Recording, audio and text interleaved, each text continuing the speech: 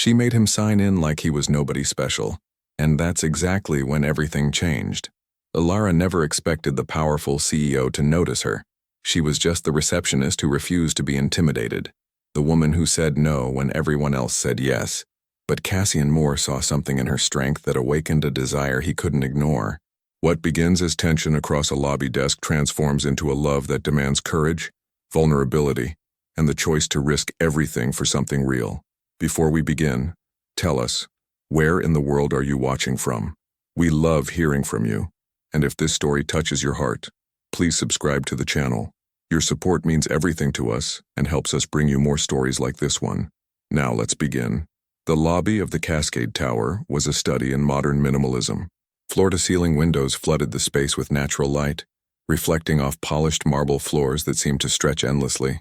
The reception desk sat at the heart of it all, a sleek island of dark wood and brushed steel where Elara Winslow had spent the last 3 years of her life. She knew the rhythm of this place like her own heartbeat.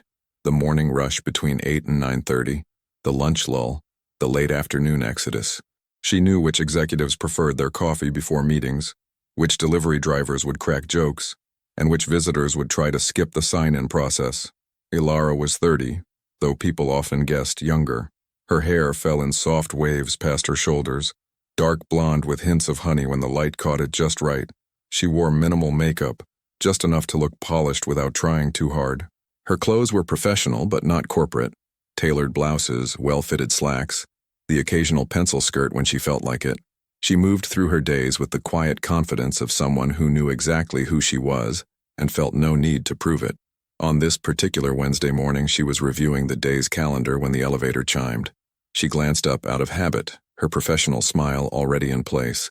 The man who stepped out stopped her breath for just a fraction of a second. He was tall, easily over 6 feet, with broad shoulders that filled out his charcoal suit in a way that suggested he actually worked out rather than just paying for an expensive tailor. His hair was dark with distinguished threads of silver at the temples, styled with the kind of careless precision that probably cost more than her weekly grocery bill. He moved with purpose, each step measured and deliberate like someone who'd never questioned whether a door would open for him. Cassian Moore. She recognized him from the building directory, CEO of Moore Technologies, 15th floor. He walked straight past the reception desk without breaking stride. "Excuse me, sir." Her voice was calm, professional, and utterly unbothered by the fact that he'd ignored protocol. She didn't raise her volume or add urgency to her tone. She simply spoke, and somehow the words carried. Cassian stopped mid-stride. He turned slowly, and for the first time his eyes met hers. They were gray, the color of storm clouds before rain. There was intelligence there, and something else. Assessment. He was the kind of man who sized people up in seconds and rarely revised his first impression. Yes? His voice was deep, cultured, with the faintest edge of impatience. "I need you to sign in, please." Elara held his gaze without flinching, her expression pleasant but firm. A pause stretched between them. In the background, the fountain near the east wall continued its gentle murmur. Someone's heels clicked across the marble. The elevator chimed again. "I have a meeting on 15, Cassian said, as if this explained everything. "I understand. I still need you to sign in." She gestured to the tablet on her desk, her movement economical and graceful. "Company policy. No exceptions." Something flickered across his face. Surprise, maybe, or something close to amusement. He wasn't used to being told no. That much was obvious in the way he stood there, weighing his options like a chess player considering his next move. Then, unexpectedly, he walked back to her desk. Up close, she noticed more details. The faint lines at the corners of his eyes that suggested he smiled more than his serious expression let on. The subtle scent of his cologne, something with notes of cedar and leather, expensive but not overwhelming. The way his cufflinks caught the light, simple platinum that probably cost more than her monthly rent. He picked up the stylus and signed with swift, efficient strokes. His handwriting was exactly what she expected. Bold, clear, no wasted movement. Satisfied? There was no bite in the question, just genuine curiosity. "Thank you, Mr. Moore." She glanced at the screen, noting his signature. 15th floor. "The elevators on your right will take you directly there. You know who I am." It wasn't a question, but she answered anyway. "I know everyone who works in this building. It's my job. And yet you stopped me. Especially you." A hint of a smile touched her lips. There and gone again. The rules don't have exception clauses based on net worth or office location. For a moment she thought she'd overstepped, but then something shifted in his expression, the hard edges softening just slightly like ice beginning to thaw. "What's your name?" "Elara Winslow." "Well, Elara Winslow." He leaned slightly against her desk, and she caught herself noticing the way his shoulders moved beneath his jacket. "You're either very brave or very foolish. I prefer to think I'm thorough. Most people in your position would have let me through. Most people in my position don't take their job seriously enough." She met his eyes again, and this time she held them longer than necessary.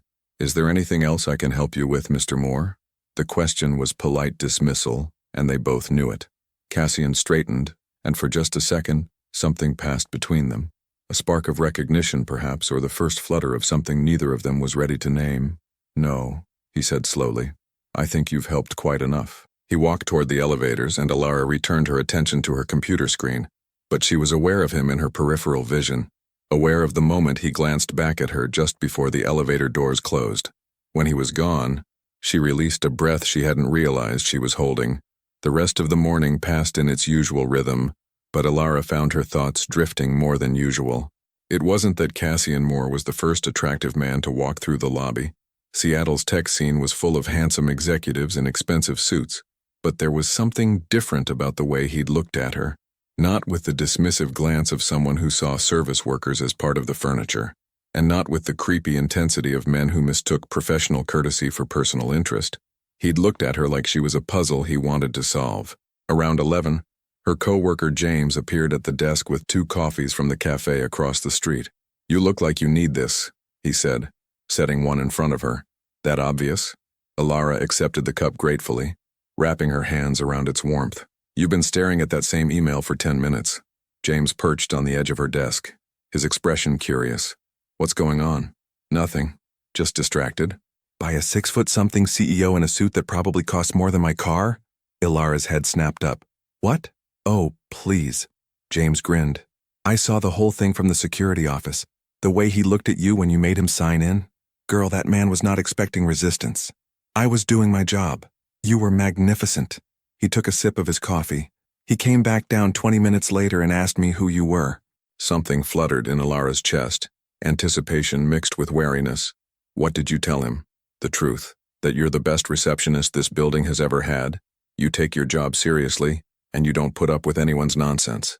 James's smile turned knowing. He seemed very interested in that last part. "James, I'm just saying powerful men like that aren't used to hearing the word no. You might have just become the most interesting thing in his day." Elara shook her head, but she couldn't quite suppress her smile. "That's ridiculous." "Is it?" James stood, gathering his empty cup. "Because I have a feeling we'll be seeing a lot more of Mr. Moore around here, and something tells me his sudden interest in our lobby has nothing to do with the new marble flooring."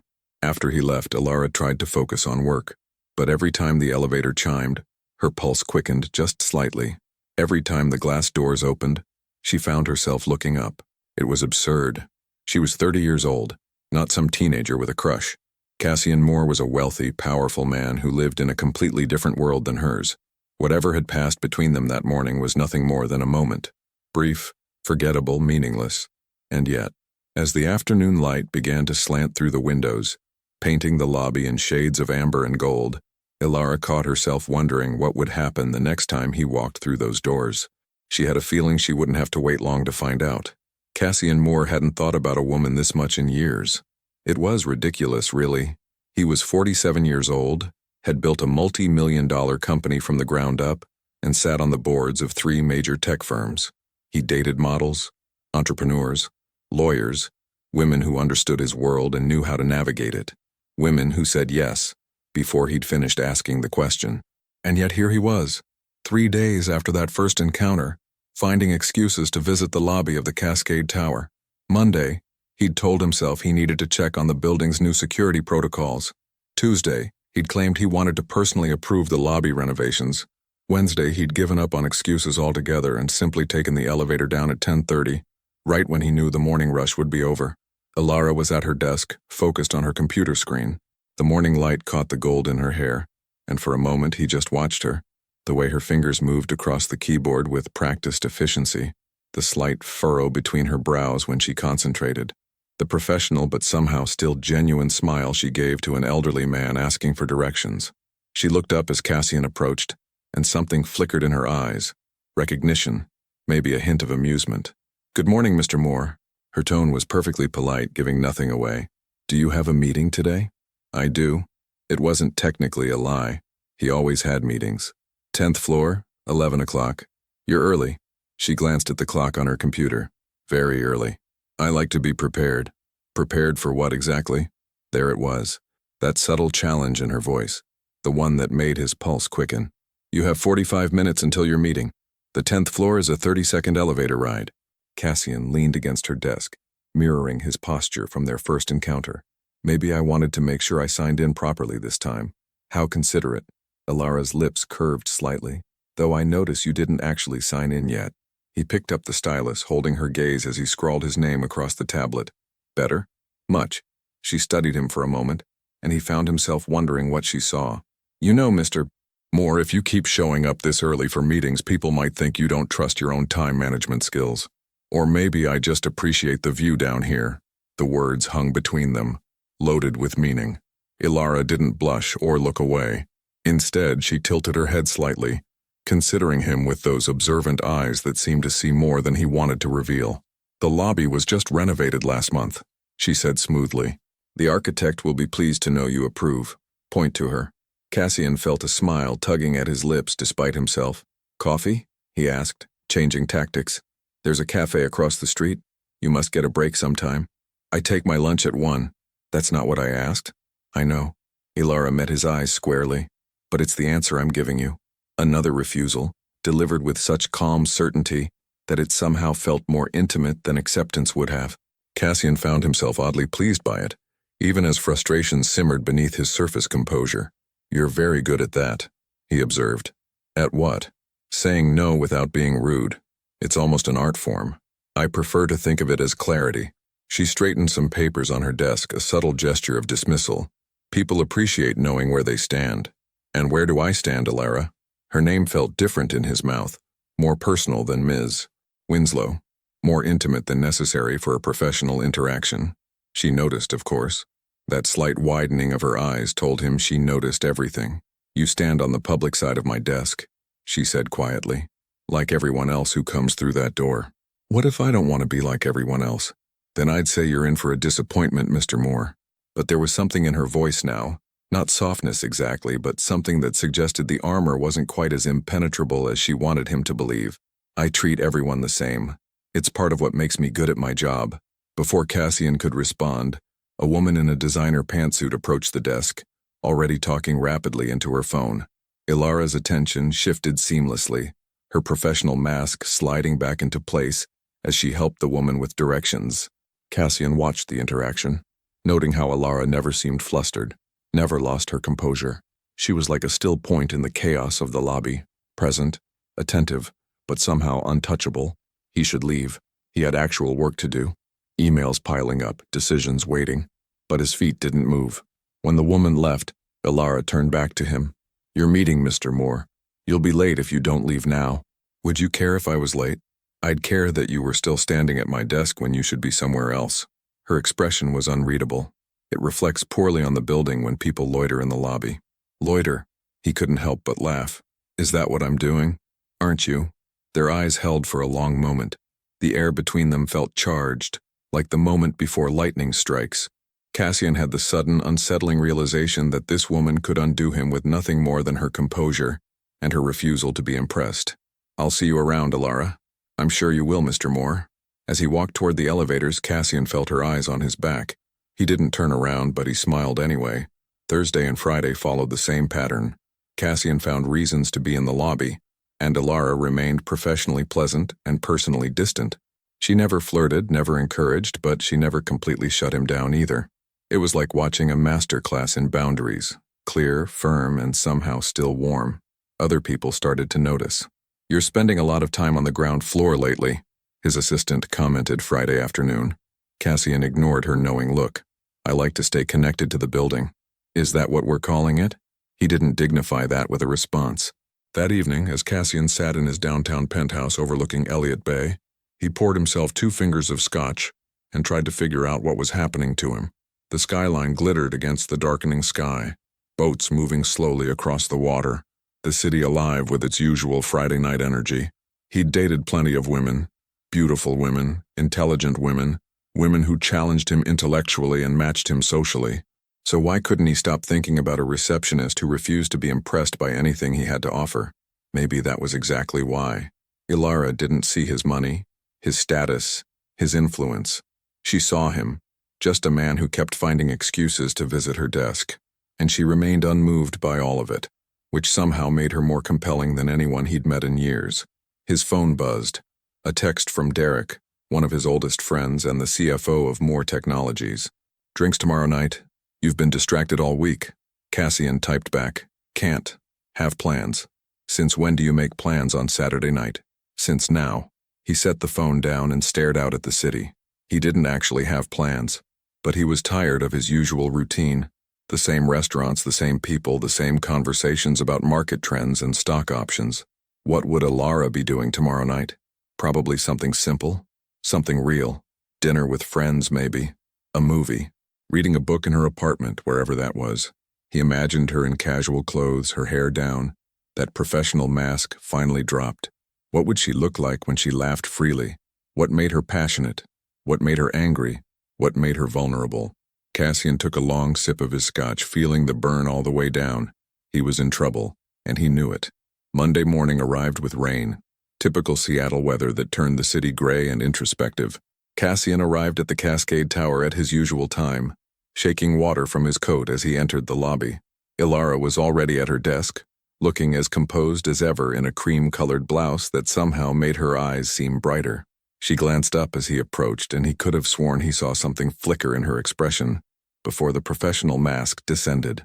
"Let me guess," she said before he could speak. "Early morning meeting?" "Actually, no." Cassian stopped in front of her desk, water still dripping from his hair. "I wanted to ask you something." "Mr. Moore." "Cassian." The name came out more forcefully than he'd intended. "Just call me Cassian, please." Elara studied him for a long moment. Behind her, the rain streaked down the floor-to-ceiling windows, turning the world outside into an impressionist painting. "All right," she said finally. "What did you want to ask me, Cassian?" Hearing his name in her voice did something to him, softened something he'd kept carefully hardened for years. He took a breath, suddenly uncertain in a way that was completely foreign to him. "Have dinner with me." It wasn't phrased as a question. Years of boardroom negotiations had trained him to make statements, not requests. But the moment the words left his mouth, he wished he could take them back and try again. Softer, less demanding. Elara didn't answer right away. She leaned back slightly in her chair, her expression unreadable. "Why?" she asked simply. "Because I'd like to get to know you. You don't know anything about me." "Exactly." Cassian leaned forward, lowering his voice. "That's the point of dinner. Conversation. Learning about each other. We work in the same building. So we'll go somewhere else? Away from here." He could hear the edge of frustration creeping into his voice and tried to soften it. "One dinner, Elara. 2 hours of your time. If you hate it, I'll never ask again." She was silent for so long that he thought she'd refuse. Part of him almost hoped she would. It would be easier to let this attraction fade if she completely shut him down. But another part of him, a part he was only beginning to acknowledge, needed to hear her say yes. "One dinner," she said finally. "Somewhere public. Somewhere normal." Relief flooded through him, unexpected in its intensity. "Anywhere you want. There's a bistro on Pine Street Tuesday night, 7 o'clock. I'll meet you there." "No." Elara's voice was firm. "I'll meet you there. I'll arrive on my own and leave on my own. This is dinner, Cassian, not a date." The distinction stung more than it should have, but he nodded. "Tuesday at 7. As he walked away, Cassian realized his hands were shaking slightly. When was the last time a woman had made him nervous? When was the last time anything had made him nervous? Behind him, Elara returned to her computer, but her fingers rested motionless on the keyboard. Neither of them got much work done that day. Tuesday arrived with the kind of crisp autumn evening that made Seattle feel almost romantic. The air carried the scent of rain and fallen leaves, and the city lights reflected off wet pavement in streaks of gold and amber. Elara stood in front of her closet for longer than she'd care to admit. It's not a date, she reminded herself. He'd asked, she'd said yes to dinner. Just dinner. And now she was overthinking what to wear like a teenager preparing for prom. She settled on dark jeans that fit her well, ankle boots with a modest heel, and a soft burgundy sweater that brought out the warmth in her skin. Casual but put together, comfortable but intentional. Her hair fell loose around her shoulders, and she applied just enough makeup to look polished without seeming like she'd tried too hard. In the mirror, she met her own eyes and gave herself a stern look. "It's just dinner," she said aloud. 2 hours, then you go home. But her reflection didn't look entirely convinced. The bistro on Pine Street was exactly the kind of place Elara had chosen deliberately, intimate enough for conversation, but public enough to feel safe. Warm lighting, exposed brick walls, the gentle murmur of other diners creating a comfortable backdrop. It was the kind of restaurant where people came for the food and the atmosphere, not to be seen. Cassian was already there when she arrived, sitting at a corner table with a clear view of the entrance. He stood as she approached, and Elara felt something flutter in her chest at the sight of him. He'd dressed down, or what passed for dressing down in his world. Dark jeans, a charcoal Henley that hugged his frame in ways his suits never quite revealed, a leather jacket draped over the back of his chair. His hair was slightly disheveled, as if he'd run his hands through it a few times. He looked younger somehow, less intimidating, more real. "You came," he said, and there was genuine relief in his voice. "I said I would." Elara slipped into the seat across from him. "I don't make promises I don't keep. I'm learning that about you." A server appeared with menus and water, giving them a moment to settle. Elara was grateful for the distraction, for something to focus on besides the way Cassian was looking at her, like she was the only person in the room. "Have you been here before?" she asked, scanning the menu. "Never. I usually—" He stopped, seeming to reconsider his words. "I usually go to different places where people expect to see me." "And you didn't want people to see you tonight?" "I wanted to be somewhere normal." His eyes met hers over the top of his menu. "Somewhere we could just be two people having dinner." Elara felt that dangerous flutter again and firmly suppressed it. "We are just two people having dinner. That's all this is." "Right." Something flickered in his expression. Disappointment, maybe, or challenge. "Just dinner." They ordered. She chose the salmon, he went with steak, and fell into a silence that wasn't quite comfortable but wasn't entirely awkward either. It was charged, expectant, like the pause before a performance begins. "So," Cassian said finally, leaning back in his chair, "tell me something about yourself that I don't know." "That's a broad request. You don't know anything about me. I know you're good at your job. I know you don't intimidate easily. I know you have a smile you save for when you're genuinely amused, and it's different from your professional one." He paused. "I know I've been thinking about you for 2 weeks straight, and I can't figure out why that is." The honesty in his voice caught her off guard. Elara set down her water glass carefully, buying herself a moment to respond. "I grew up in Portland," she said finally. "Moved to Seattle for college and never left. I have a degree in literature that I'm not using, a studio apartment in Capitol Hill that I love, and a habit of reading romance novels even though I don't believe half of what's in them."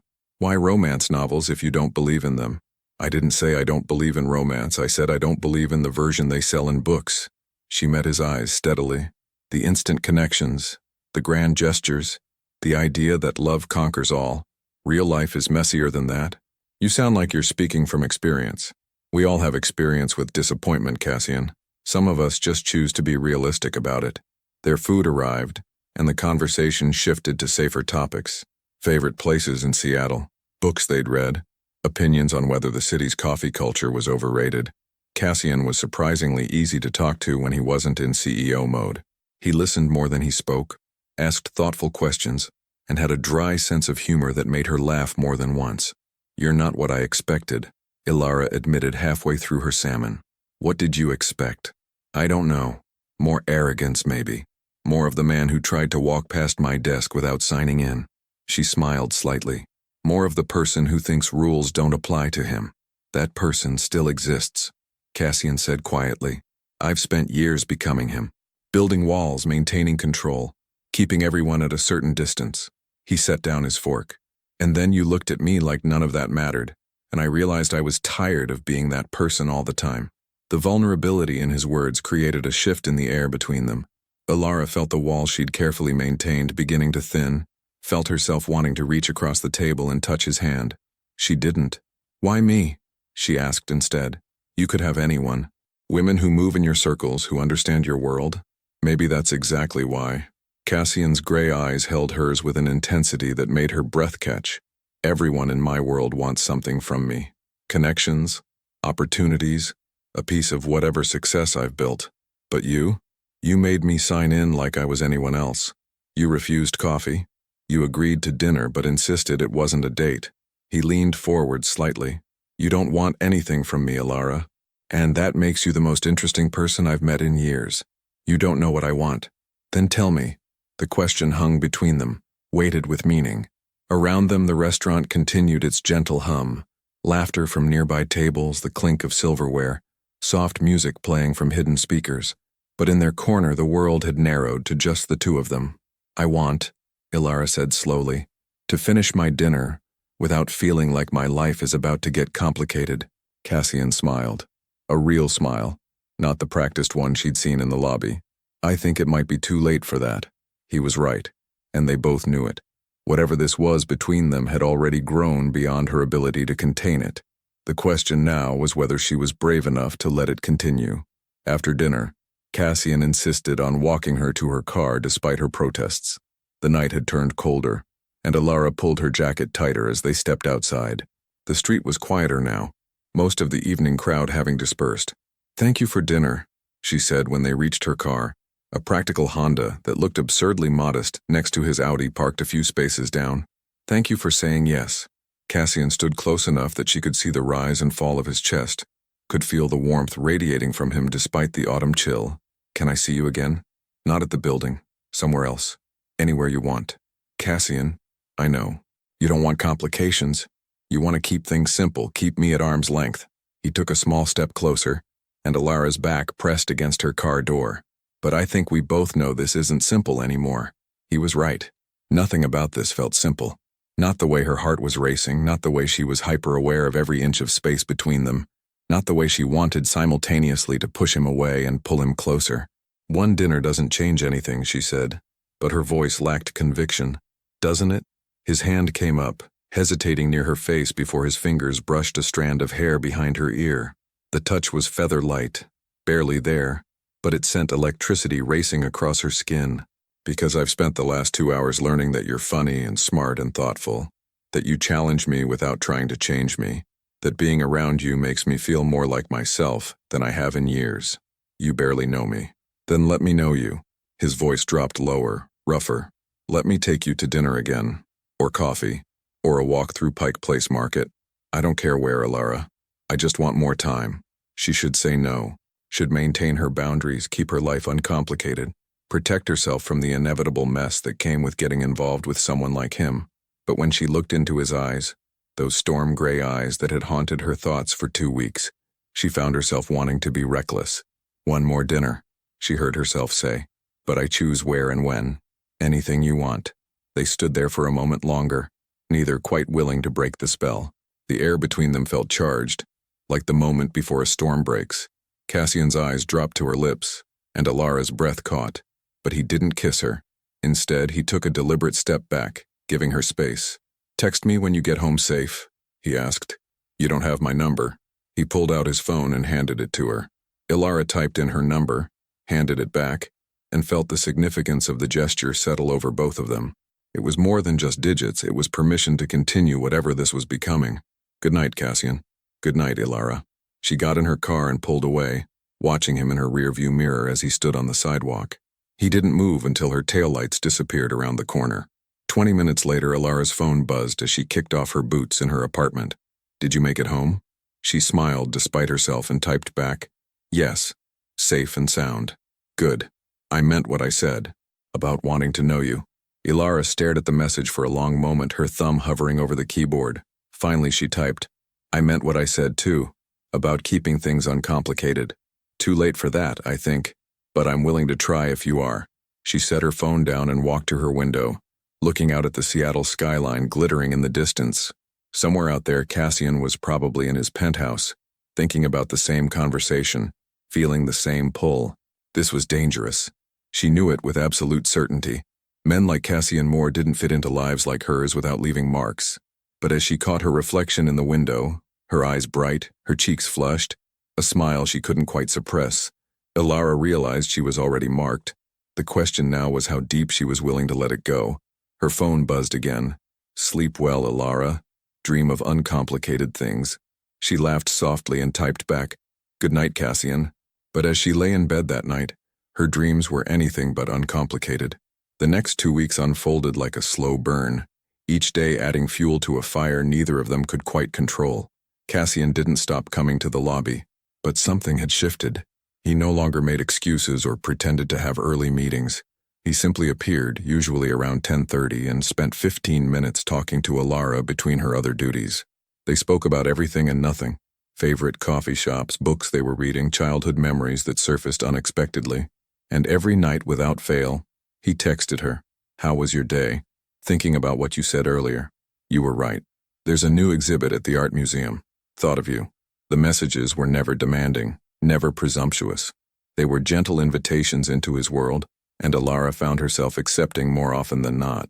They had their second dinner on a Friday night at a small Italian place in Fremont. Cassian told her about building his company from nothing, about the years of 18-hour days and the fear that it might all collapse. Elara shared stories about her literature degree, about the dreams of becoming a writer that she'd quietly shelved when reality demanded more practical choices. "Why did you stop?" Cassian asked, reaching across the table to refill her wineglass. "Because wanting something doesn't make it possible," Elara said simply. "I needed to pay rent. Writing short stories in my spare time doesn't do that." "But you still read. Romance novels, you said." "It's different. Reading is safe.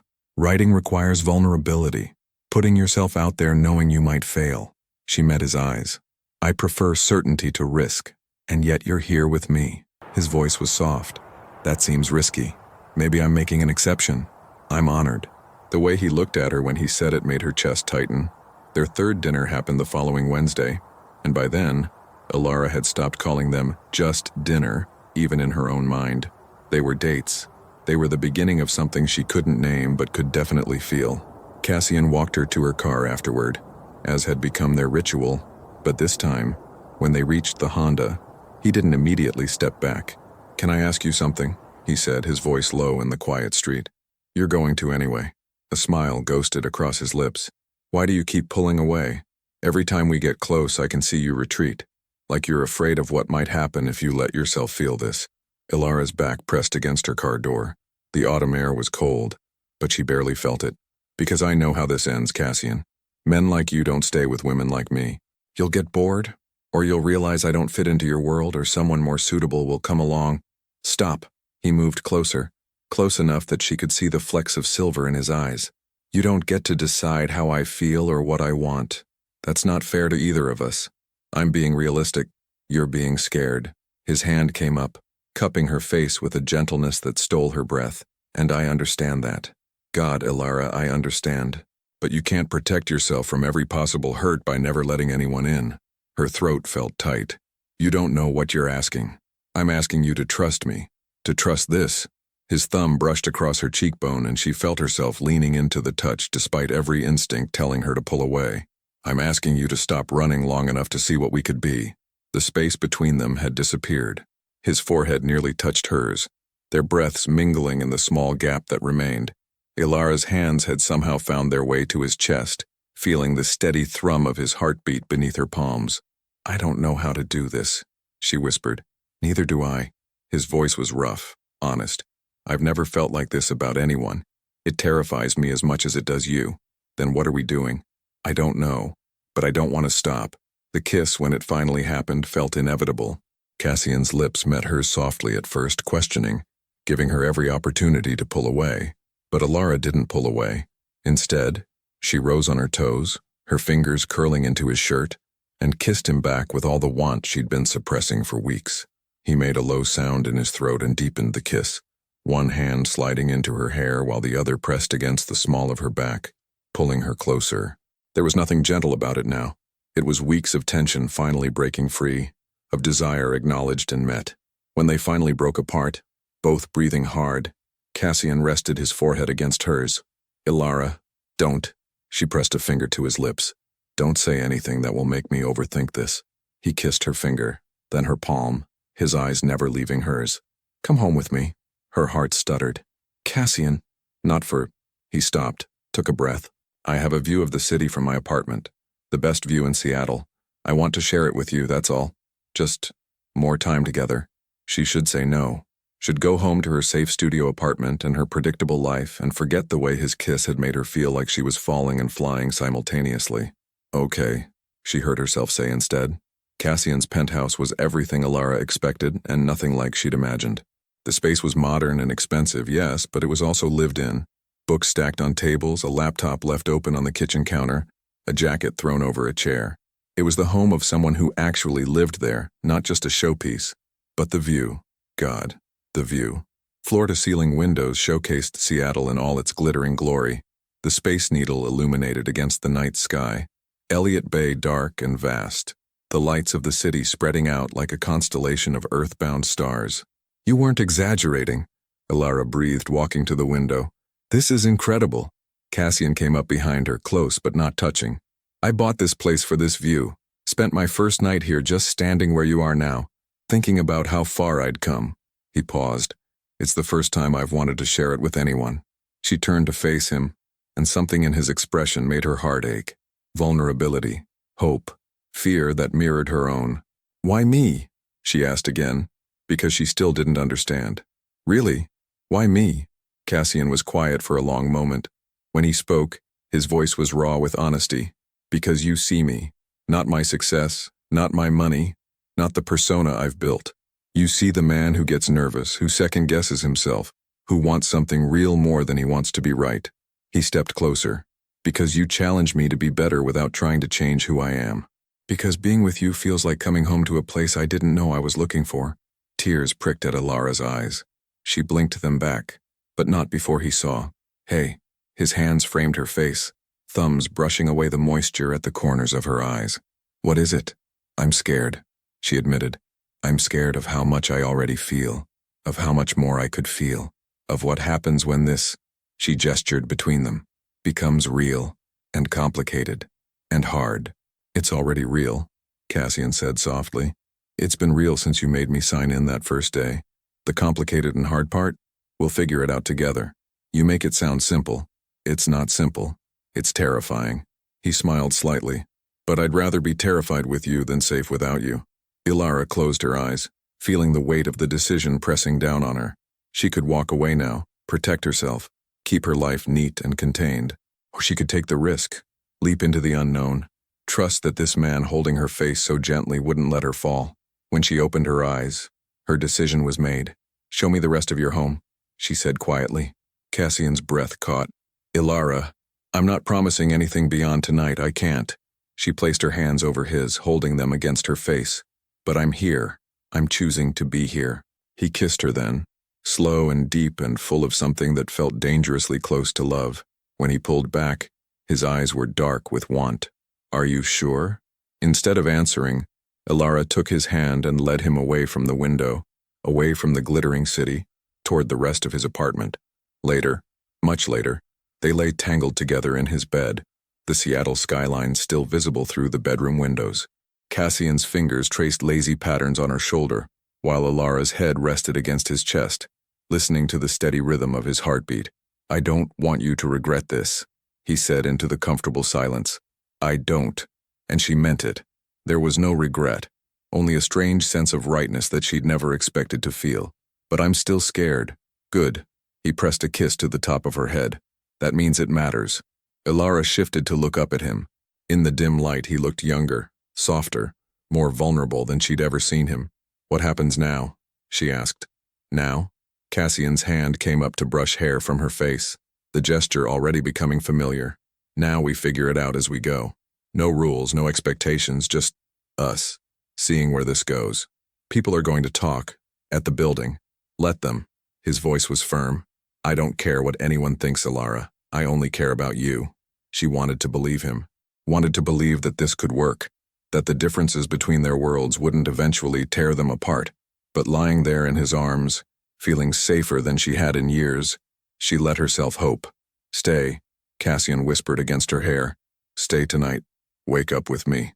Elara knew she should go home, maintain some distance, not let herself sink too deep too fast. But when she opened her mouth, Different words came out. Okay. His arms tightened around her, and she felt him smile against her hair. Outside, the city continued its endless rhythm. Cars on distant streets, lights flickering in apartment windows, lives intersecting and diverging in the great urban dance. But in Cassian's bed, wrapped in his warmth and his scent and the quiet promise of his presence, Elara let herself stop running, at least for tonight. Morning came soft and golden, light filtering through the windows to paint everything in shades of amber. Elara woke slowly, momentarily disoriented by the unfamiliar room, the expensive sheets, the arm draped across her waist. Then memory returned, and with it, a flutter of panic mixed with something warmer. Cassian was still asleep. His face relaxed in a way she'd never seen. He looked peaceful, happy, and she'd done that. She'd put that expression on his face. The thought should have terrified her. Instead, it made her smile. She carefully extracted herself from his embrace and padded to the window, pulling on his shirt from the night before. Seattle stretched out below her, already awake and bustling with morning energy. That's my favorite view right there. She turned to find Cassian awake, propped up on one elbow, watching her with an expression that made her heart skip. The city? You. In my shirt. In my home. He held out his hand. Come back to bed. Elara hesitated for only a moment before crossing the room and taking his hand. He pulled her down beside him, tucking her against his chest. No regrets? He asked quietly. No regrets, she confirmed. Just questions about what comes next. Next, I make you coffee. Then maybe breakfast if you trust my cooking skills. He paused. And then we take it one day at a time. That simple? That simple. He kissed her forehead. We don't have to figure everything out today, Elara. We just have to decide to try. She looked up at him, at this man who had somehow slipped past all her defenses, and made her choice. Okay, let's try. The smile he gave her was worth every ounce of fear. 3 months changed everything and nothing at all.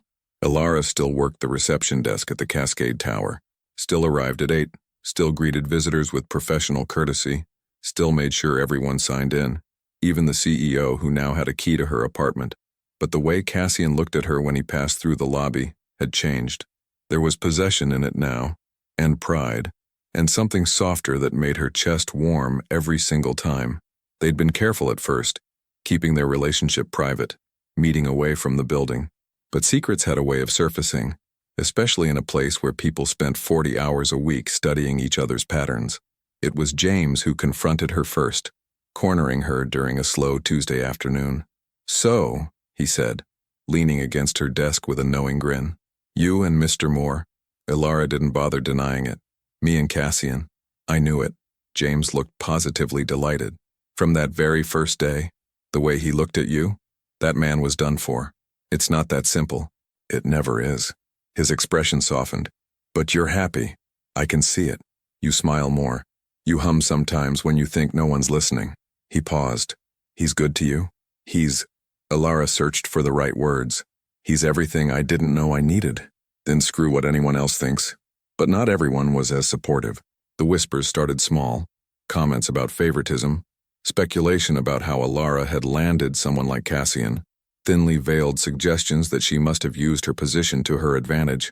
Most people were polite to her face, but she heard the murmurs in the elevator, saw the sidelong glances. Cassian noticed immediately.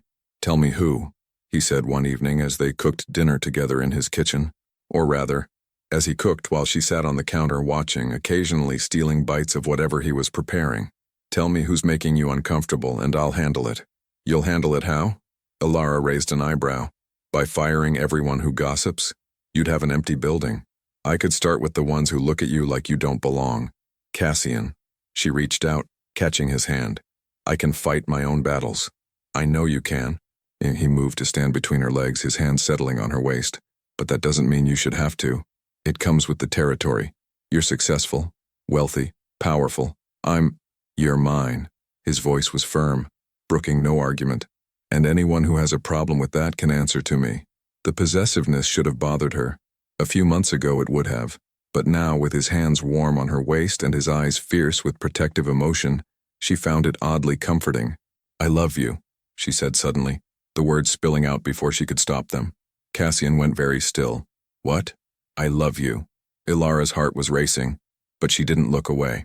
I know it's fast, and I know it's complicated, but I need you to know. I love you, Cassian Moore. All of you. The powerful CEO and the man who burns dinner when he's distracted. The one who commands boardrooms and the one who holds me like I'm precious. For a moment, he just stared at her. Then he surged forward, capturing her mouth in a kiss that stole her breath. When he pulled back, his eyes were bright. I've been waiting to hear you say that. His forehead pressed against hers. I've loved you since you made me sign in that first day. Since you looked at me like I was just a man who needed to follow the rules. Since you refused to be impressed by anything except who I actually am. Elara felt tears prick her eyes. We're really doing this, aren't we? Making this real. It's been real from the beginning. He kissed her again. Slower this time. Deeper. The question is, how real are we willing to let it get? The answer came 2 weeks later, in the form of a crisis that threatened everything.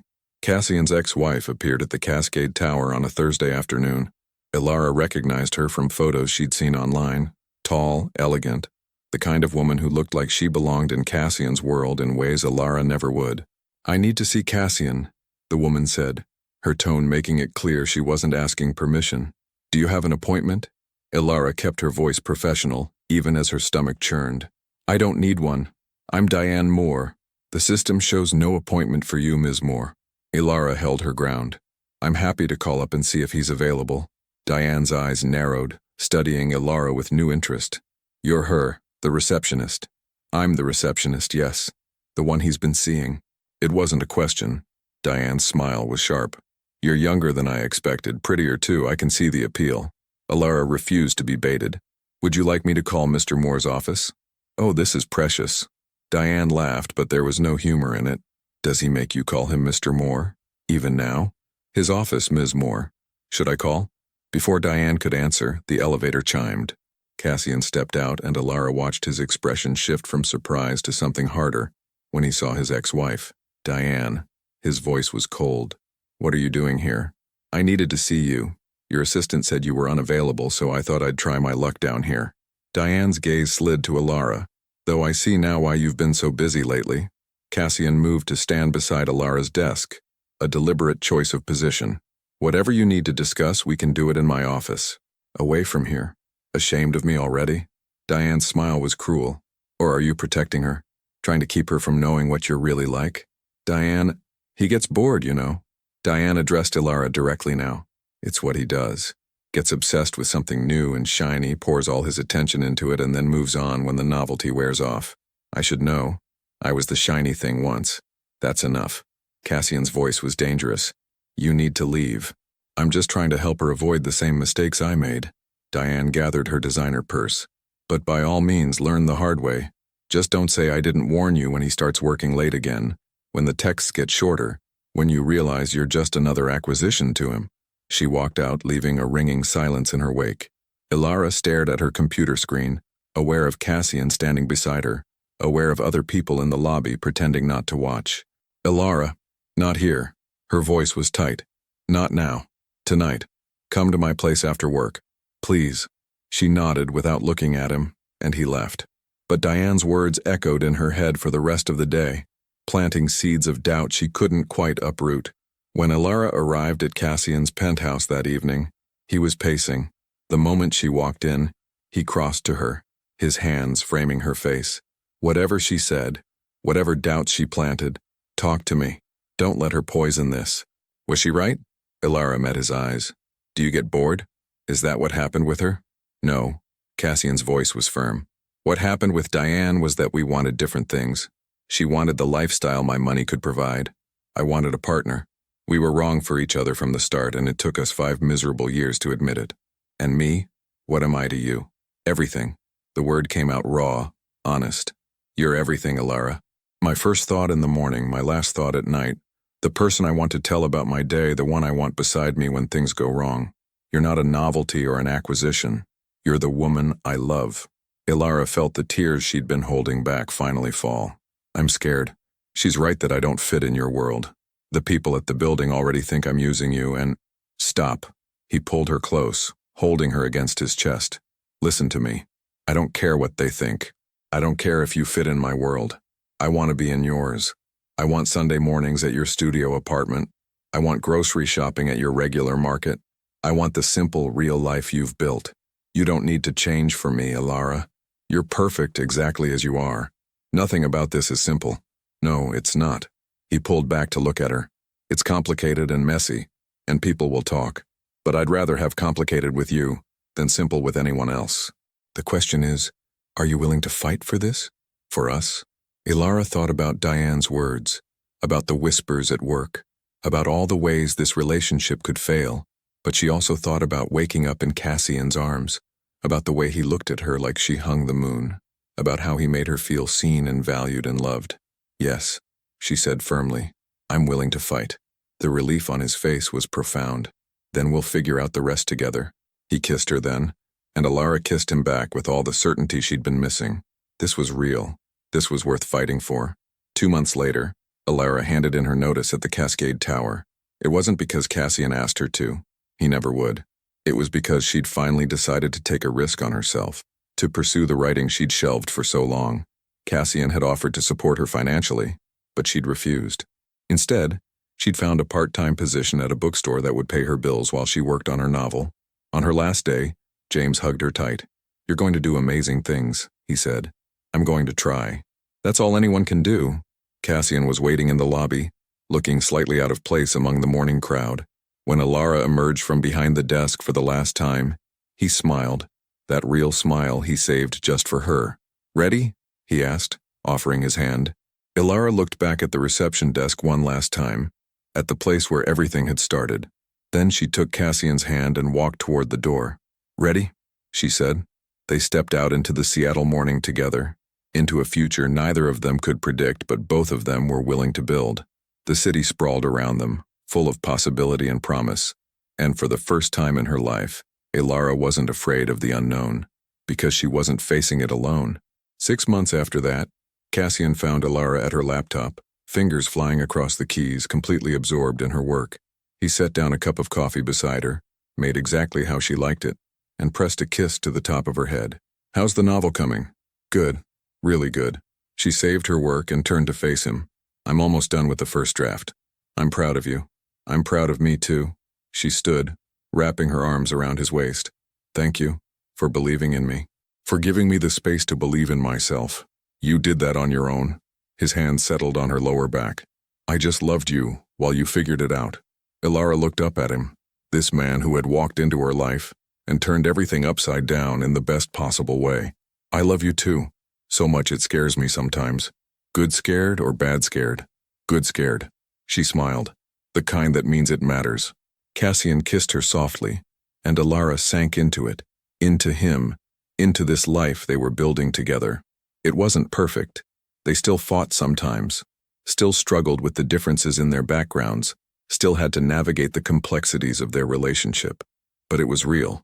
It was theirs. And that made it worth everything. Stay with me, Cassian whispered against her lips. Not just tonight. Always. Elara pulled back to meet his eyes, seeing the vulnerability there, the hope, the love that mirrored her own. Always, she promised. And she meant it with every fiber of her being.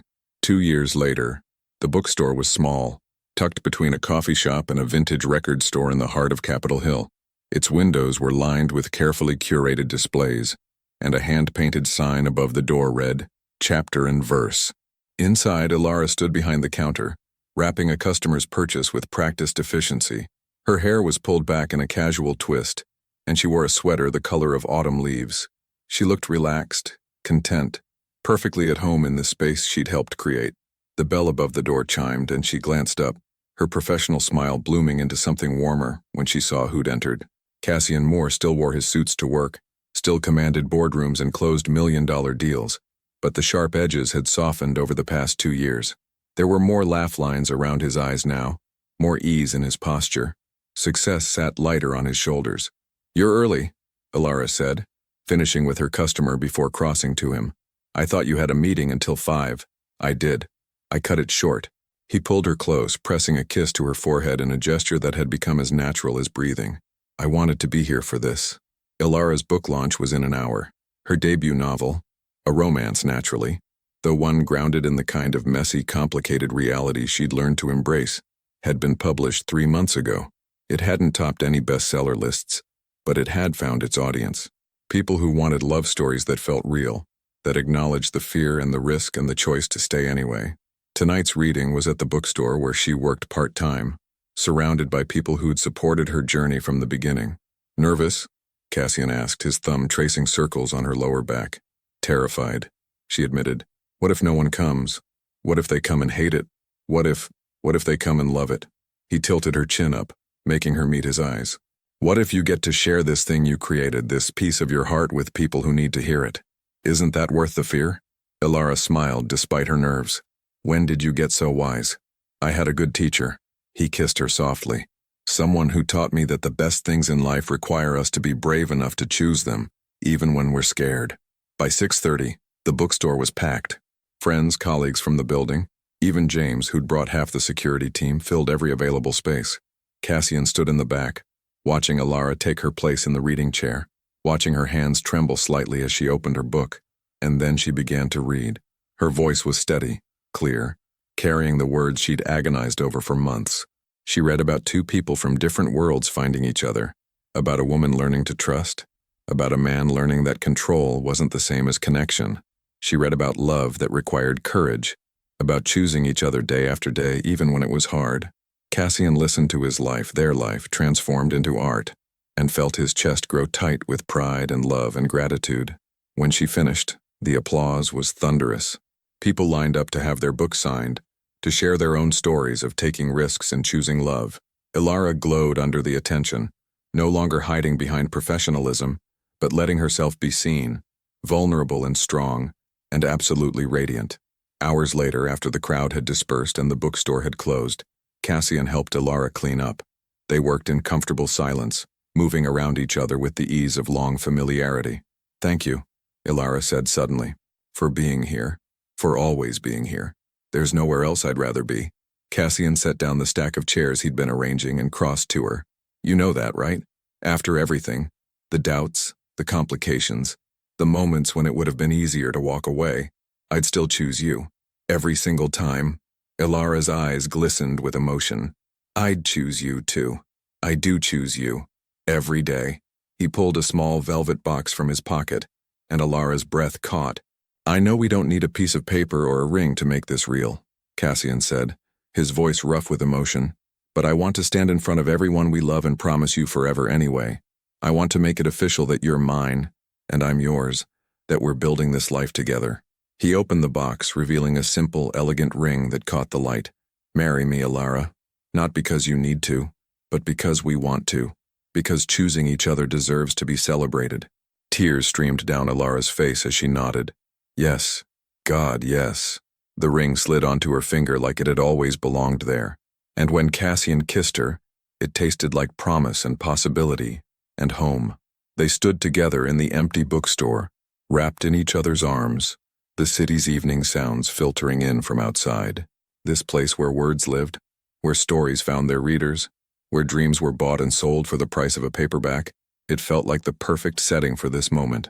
Do you remember that first day? Elara asked softly, when you tried to walk past my desk? I remember thinking you were the most stubborn woman I'd ever met. Cassian smiled against her hair.